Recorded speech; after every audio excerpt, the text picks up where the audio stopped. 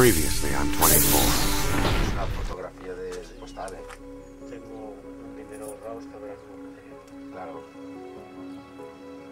Y luego más adelante... Oye, yo no entiendo nada de construcción. Pues según ya te hace falta que te eche una mano en algo o lo que sea, un momento dado. En un momento dado, Ahora, yo no tengo ni idea. pum pum pum. Yo me voy diciendo.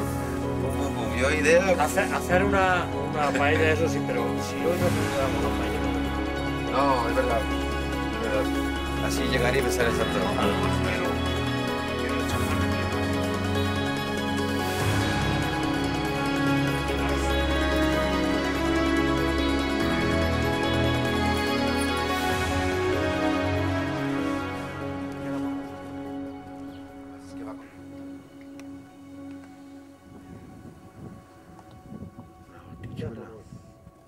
Vamos a ver el castillo. Venga, Sí. entrando en el... Entra para adentro.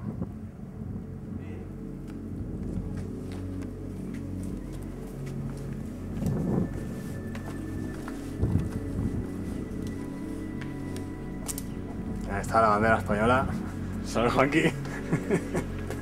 Bandera española. Ahí. Tampoco lo que sea. Bueno, Con el rey del sol. Es que soy buenísimo, ¿no?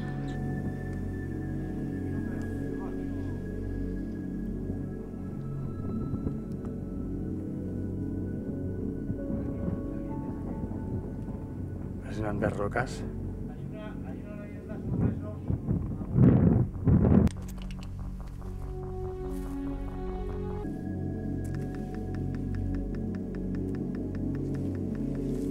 Acércate aquí, bueno, te da miedo. Ah, no, tranquilo, que estaba...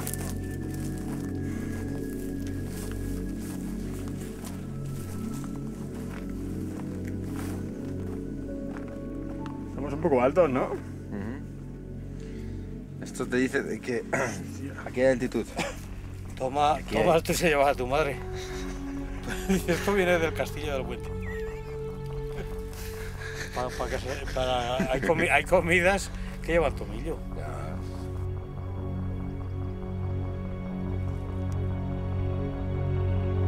La roca era, creo.